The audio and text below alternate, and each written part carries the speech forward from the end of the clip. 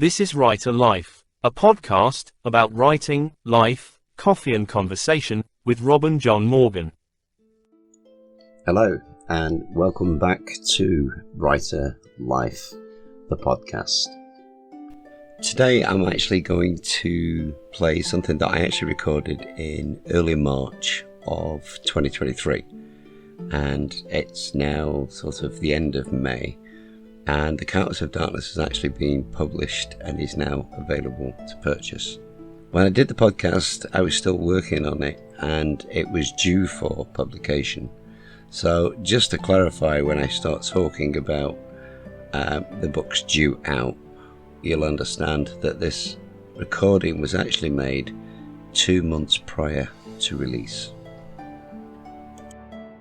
Today I'm going to look at returning to darkness, and I want to take a bit of a broad look back towards my early start in writing with Heirs of the Kingdom, which was followed up a few years back with the story of Rise of the Raven.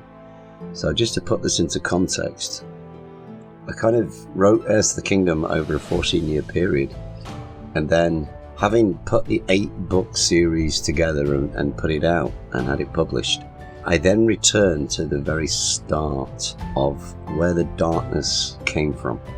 You know, this is something that I sit back a lot and I think about this because, you know, Heirs of the Kingdom has kind of been such a big part in my writing life today.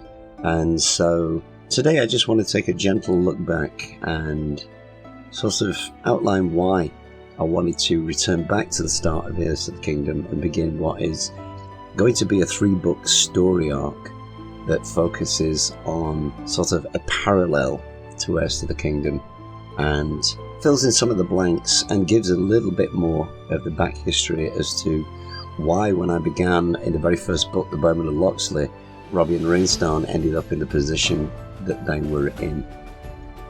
It's fascinating to me how some myths and legends are just so captivating that it is actually hard to let them go. You know, and in the case of today's particular subject, I'm going to speak of one that's captivated me pretty much since I was a small boy. I'm speaking, of course, of the legend of King Arthur and his Knights of the Round Table, set to a backdrop of the mythical place Avalon, which was a place surrounded by water and known actually for producing the very best of apples. It's a little kind of weird, but apple bobbing, which used to be really popular in the 1970s when I was growing up, especially on Halloween, apple bobbing actually came about because of the apples of Avalon.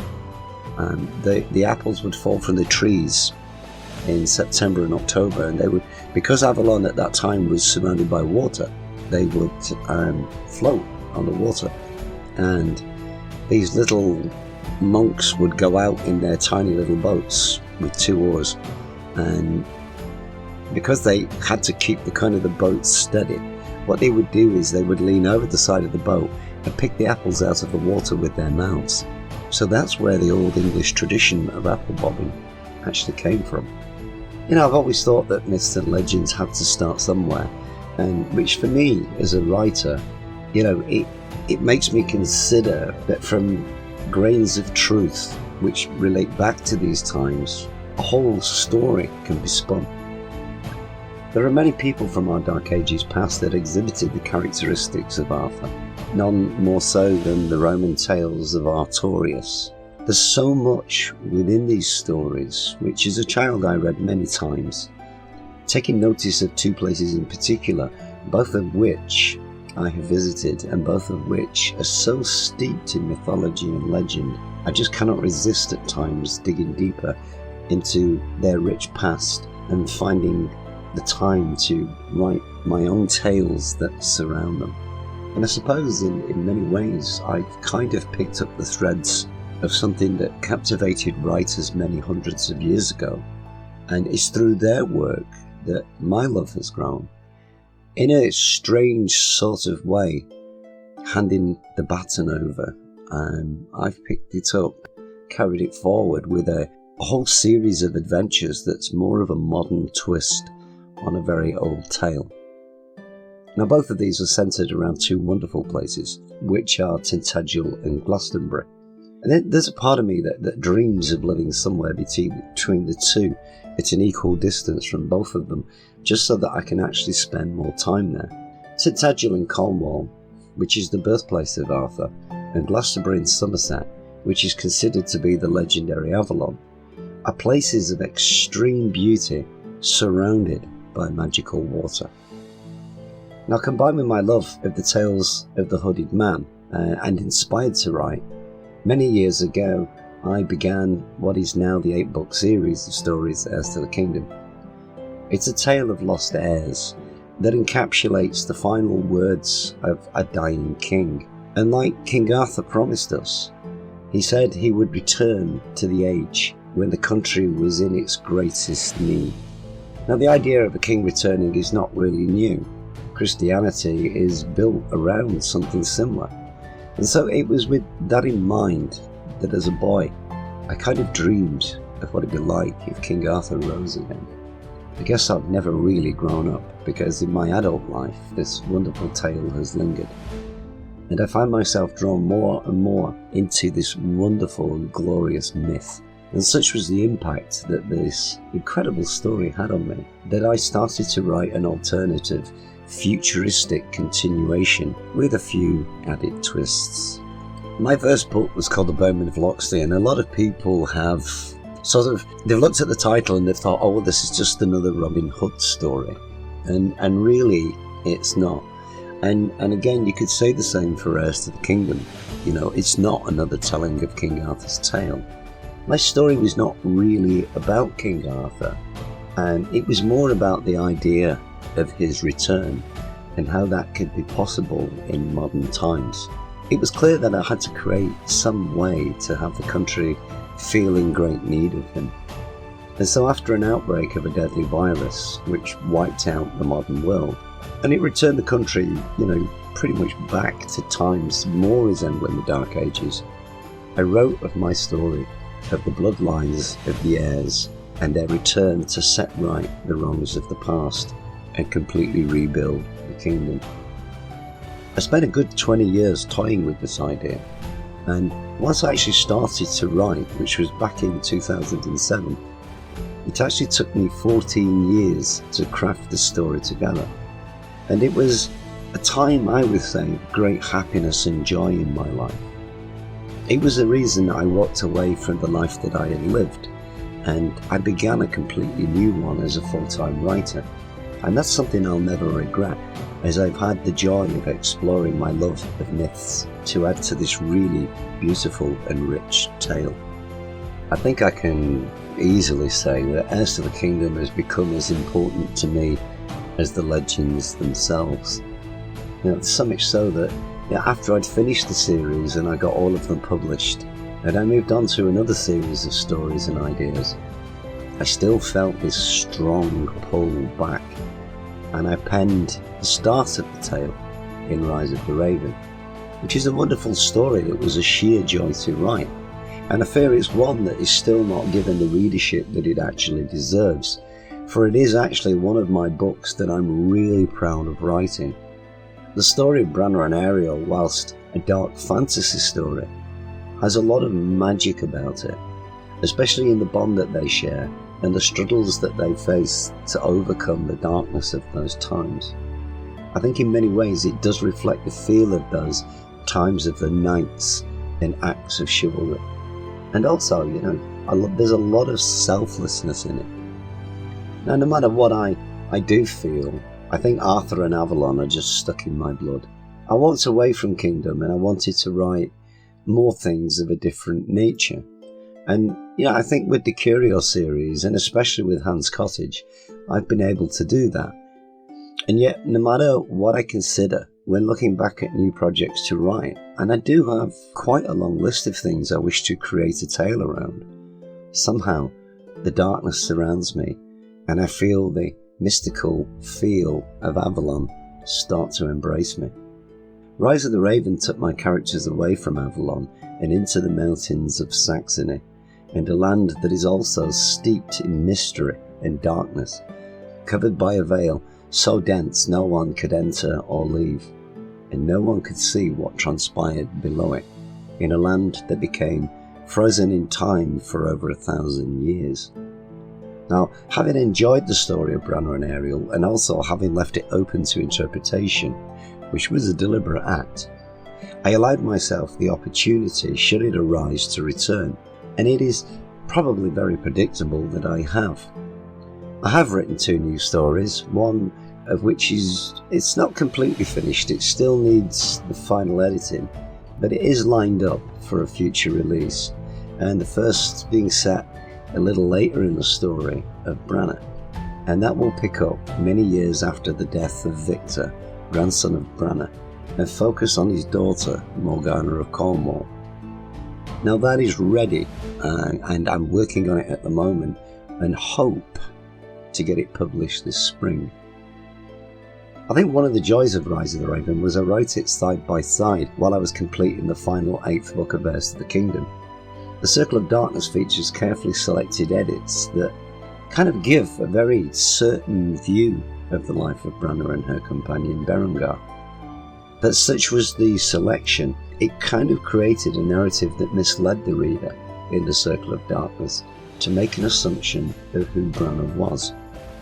In Rising the Raven, I then flipped it on its head, and I showed the real truth of her story, which was a completely different story than was expected.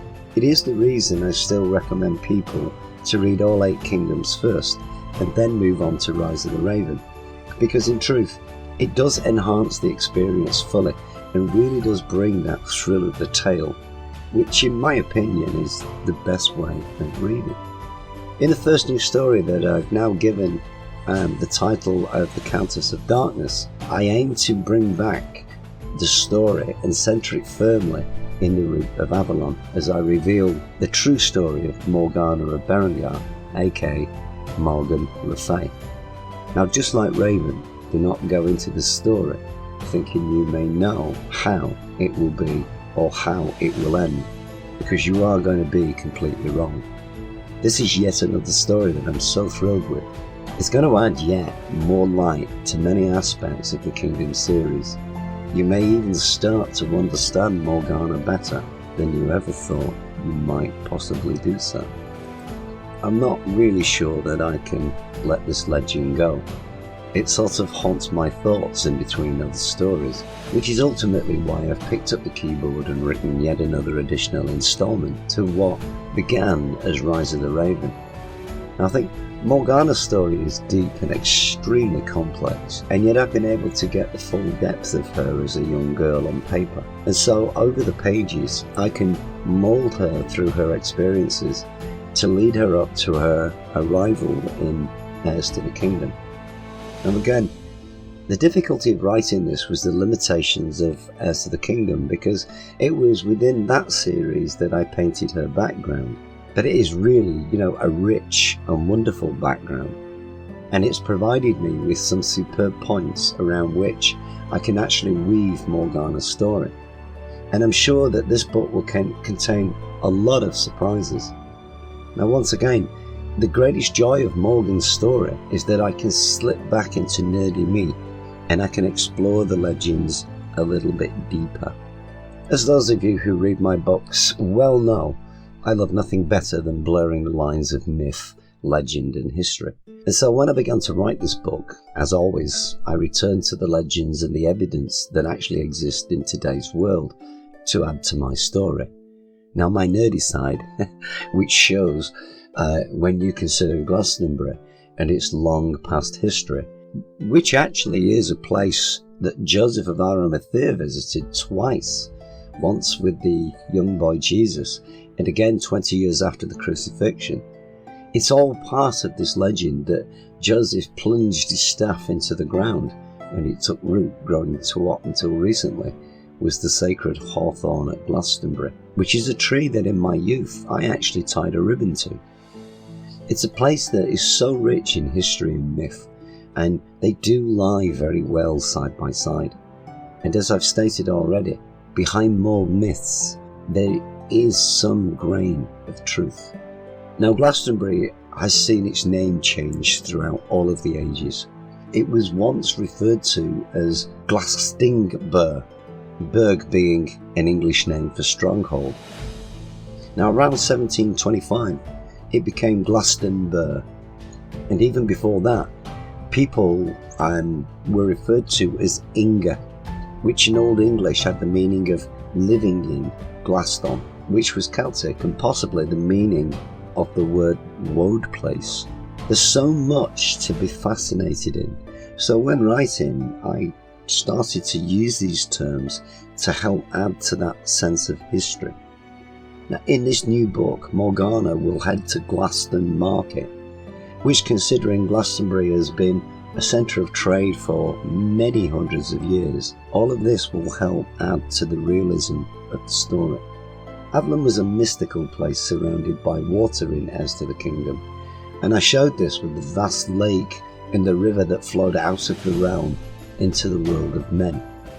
Now through book 5, I highlighted the thick marshlands around the centre of the realm. I also made them the main focal point of Avalon, the Citadel Mount. Now that kind of was my tribute to Glastonbury Tor, a tall singular tower on the highest ground, which is seen for miles. A citadel means stronghold, fortress or tower.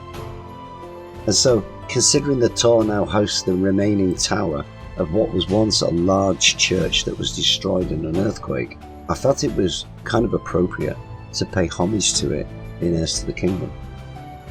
Glastonbury's long been associated with Avalon, and again, there are some aspects of the myth that do actually ring true. There's some evidence to show that 2,000 years ago, the land around the base of the hill that hosts the Tor would flood for the second half of the year. And there is actual records that show the Welsh named the place Ynys Wythrin, which means island in glass. Now I cannot deny, I love it, because when you have a Tor reflected from above on the still water area, and in Heirs to the Kingdom that is shown in the Citadel, it kind of makes this complete picture, and this mirrored idea of the Tor reflecting in the waters below it, and the Citadel reflecting in the large lake below it. And that again is kind of my tribute to the wonder of the myth and the legend of this really magical place. My follow-up to Rise of the Raven is a complete work of fiction. It's been hugely fun to write this book, but that's not really the reason that I chose to write it. Since finishing Kingdom, I've been asked now several times to write the story of Gwendolyn White Circle. I've thought about it, and I cannot deny her story is a really good one, and yet I've got no intentions of doing so, because if you look at it from my point of view, simply put, there really is no point, because as some of you who've read Rise of the Raven and Heirs to the Kingdom have already seen, she's a central character that has been woven through all of these tales. It is clear to see her love of her grandmother Bridget Violet, and also how as a young girl, standing in for her grandmother at times, she goes to Avalon and she meets and falls in love with Merlin. Heirs to the Kingdom explains her capture and death, and in the final book, her return in the form of a spirit to aid Sapphire. So really, apart from the gap between Rise of the Raven and Heirs to the Kingdom, her full life is actually explained in some very detailed passages. This new book that's dedicated to Morgana will fill in what gaps there are in Gwendolyn's history. And so, from my point of view as the writer, her story is complete. Whatever I write to add to Heirs to the Kingdom, in my mind, it has to have merit. It has to have parts of the story never told before. And I've got some ideas in mind for the future. The third book, which is going to become a parallel story to Kingdom, I do feel Iona has the possibility for a really, really good story. And even the character of Tilla in the last book really interests me. So in my mind for some good long time now, 2 years to be precise, I've been working things out on how to do that. But for now, the one character that I'm really interested in, because there really is a good story to tell here, is actually the story of Morgana. I've felt for a long time now that her part in the 6th book, which was the last arrow of the Woodland Realm, it left open many doors as she tried to deliver revenge on the ruling council. I showed a more human side of Morgana in parts of that book, especially in her treatment of Ursula, and no one has yet asked me why. At the end of Book 5 in the Cathedral at Canterbury, Morgana recognises Enna, and yet it was not explained, and I felt that due to that, those blank spaces could, to a degree, be filled in with something worth reading. This new story that is finished, it looks at a few other things, as I start with the death of her father, Victor, and then I take you through the early life of Morgana of Cornwall. It has been my hope to show her journey and to open up her life so that you can actually read the truth of how she ultimately became so feared and ended up being named the Dark One. Now, like Raven, this is a really good story and it's worth reading. And for myself, the biggest joy of writing this was I've been able to show her life and her thoughts as she lived parallel to the life of King Arthur. The story is going to contain elements of Arthur's legendary story, because it would be impossible to write this book without doing so. But I've written it in such a way that it will be seen from Morgana's point of view, and with so much myth and different versions to wade through in the world today, I've actually had the chance to blur a few lines and then cherry pick what I consider to be important points to weave into the narrative. So this book, from day one, I can tell you, is not going to be a retelling of Arthur. It will be focused completely on Morgana and her hidden life around Avalon and her half-brother. Branna will feature in the book, and again, in that, there is some really good stories to tell. After all, she rules the Berengar family. But it's not all darkness and Merle. There's much more to this story than people realise, and that's why, ultimately, I chose to write it. As I've already stated, the 3 books that I've been working on since the end of Heirs to the Kingdom, whilst being separate books, they do link together across time, and I think as I see it, they are a parallel addition to Heirs to the Kingdom. They do relate to the 8 books, and you will meet characters from the series, but I do not see these 3 books as a mini-series, because they do not flow in the same way that, say, Heirs to the Kingdom does. I see them more as accompanying stories, not unsimilar to the Violet Bowman. It is a part of the myth and legend that surrounds Robbie and Runstone's life, which just happens to also serve as a good back history of the story. You'll notice below the title, on the title page of each book, it states, "Of the Ravens of Berengar." And that really is the link that will bind all 3 together, for they are to a degree stories revolving around Branna and Ariel. Rise of the Raven is the start of Branna and Ariel's story, and the 2nd book contains elements of Branna's life while Ariel is sealed away. And once the 3rd book lands, you'll find that Ariel's life after Branna is mixed into the story. But those will not again be the focus of the books. As I've said, the 2nd book is Morgana's story. And with that in mind, the 3rd book will start after the death of Branna and Morgana, and it'll also be set after the end of Heirs to the Kingdom. Now, I realise some of you may see this 3rd book as Heirs to the Kingdom Book 9, because, in truth, it opens shortly before Iona Violet's 18th birthday, and she is actually the primary focus of the book. She is preparing to take the crown and replace Gwendolyn Whitecircle as Queen of the Fae of Earth. Now, the 3rd book will follow Iona's journey around Locksley and Florey, as, with a month to go, Ariel sets her on a path that will look to the past and help her to decide how she will rule in the future.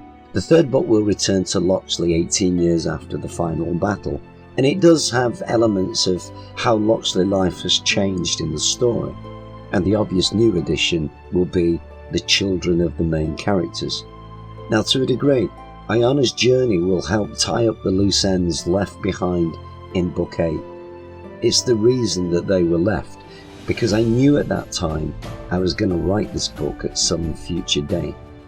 I've never really explained why I used the heirs of a distant past in the kingdom, and this third book will finally fill in that blank. It's kind of funny really to be revealing this now, because with every kingdom book I wrote, I always ask myself, will someone ask about what I've just written? Some did, but a great many haven't, which actually is delightful, because that meant that all 3 of these extra books will be revealing unknown aspects of the Heirs to the Kingdom tale, and will allow the story's layers really to be peeled back even more. What may have appeared as a red herring in the Heirs to the Kingdom series will now be revealed as an important fact. I've really enjoyed walking in Avalon and Loxley again, and it has been such fun to add an alternative view of some of the myths and legends as seen through the eyes of other parties. Many tales of the past need to be answered, and that is the main driving motivation behind these 3 extra books, of which Rise of the Raven is already published and available. In many ways, I think, in my mind, these are actually the icing on the cake of Heirs to the Kingdom. I feel and I hope it may encourage the reader to take a walk down memory lane and go back to the full series of 8 books once again, and then try and relive old times walking in the woodland realm and battling in the darkness. The Counters of Darkness is almost ready, and I'm on the final edit, and I'm not far from completing it. The cover is kind of coming together. It's not been the easiest cover to do, but we're getting there, and it'll soon hopefully be completed, so that we can then start looking at turning the wheels and getting this into production. It's an important part of Heirs to the Kingdom, but you could actually read this as a standalone novel. I think as part of Kingdom you'll get far more out of this, and you'll get to see elements of what are our mysterious and ancestral past in the UK, evolving around Tintagel and evolving around Glastonbury. To kind of add and enhance the book, I actually visited Tintagel again last year, so that I could walk around the remains, photograph all the artistic impressions of what it used to look like, so that I could try and get the detail within the story of Morgana a lot more accurate. And I think as you read through the story, I think you will really gain a much better idea of the kind of life that was being lived back then. I think it's wonderful the way it shows the 2 cultures. In this book, you will really get to see the difference between the Fae culture, which is far more advanced, and how sort of the world of men has developed and changed, but is still actually quite far behind. As I said, this is not the retelling of the story of King Arthur, but I do think that the moments where Morgana intervenes are actually some of the most pivotal and most important moments of the King Arthur story. When you look at that from Morgana's point of view, and you see how she reacts to what is the story we know, in a sense I've kind of tried to create this scenario where, even though Arthur was portrayed as a hero, 1 or 2 of the things in his life caused a stir with Morgana and upset her. And it's my hope that by doing that, you see it. Because even myself, who is a huge fan of the Arthurian tales, there's always been questions within that myth that I've wanted answered. Because there are things within the King Arthur story that don't quite make sense. And so I've been able to use Morgana as an observer on her brother's life, or her half-brother's life. And I've given her the chance to challenge Arthur and ask the kind of questions that I wanted to ask. It's probably what made this such a fun story to write, because this story has been kind of in the making since I wrote last arrow of the woodland realm. Because really, in truth, that was the moment when I started to think there's a lot more to Morgana's story. And that's when I started to delve deeper and ask myself a lot of questions like, why would Morgana accuse them of raping her mother and killing her father? What drove her to that point? Because when she talks to Ursula in book 6, you can see that there is a sadness to her, there's a hurt to her. And I wanted to ask the questions, well, where did that come from? There's an awful lot around the story of Morgana that even today, when you dig back into the stories of old and the histories of old, there are no answers. Morgana's not written about that much. Most of the stories focused on Arthur. And that is what made this, for me personally, such a wonderful experience. Because I could kind of ask the questions that I wanted answered. And then I could write Morgana's life into that. And in doing so, I created a whole evolution of Morgana the little girl, right the way through to her becoming the Dark One. I think it's an amazingly fascinating tale, and I cannot wait to share this, because I really would love to see how the readers of Heirs to the Kingdom pick this up, and how they take it, and what their kind of thoughts and their kind of ideas about how this story has developed are. It's going to be a fun time this year. I'm going to really enjoy getting the book out, and I'm going to really enjoy seeing the reactions of all of the Heirs to the Kingdom readers.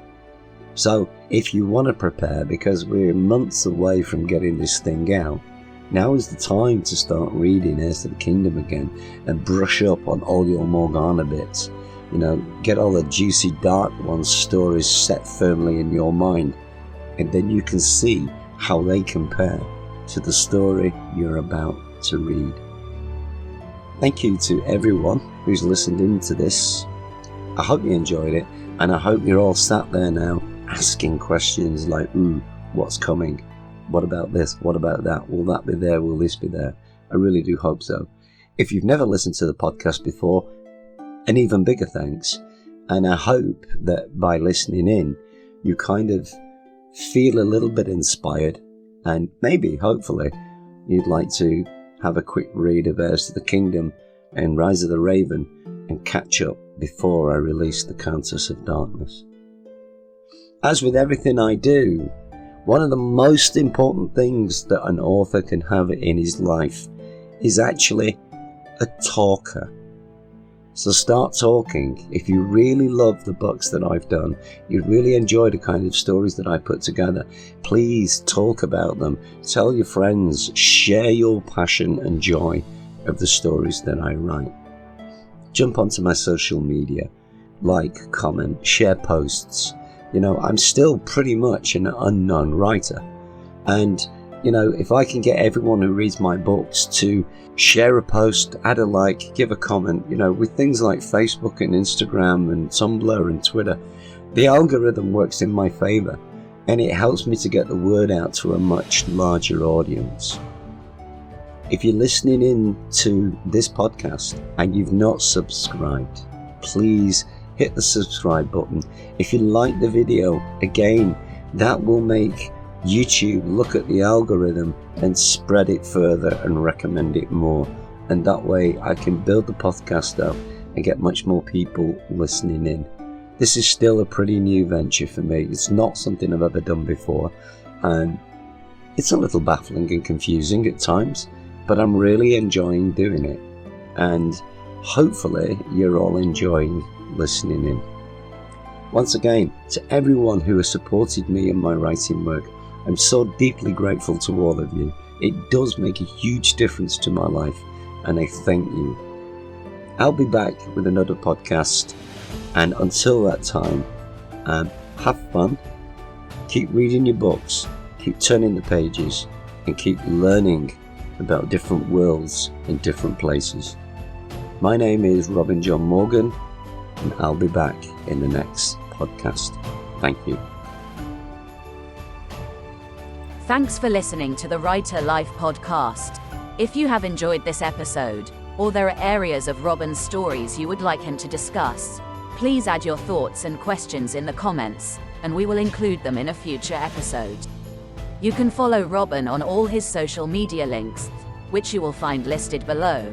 And please, like and subscribe to this channel, so you get the latest notifications when he posts. All Robin's books are available in digital and print formats to purchase or download through all online book sales sites.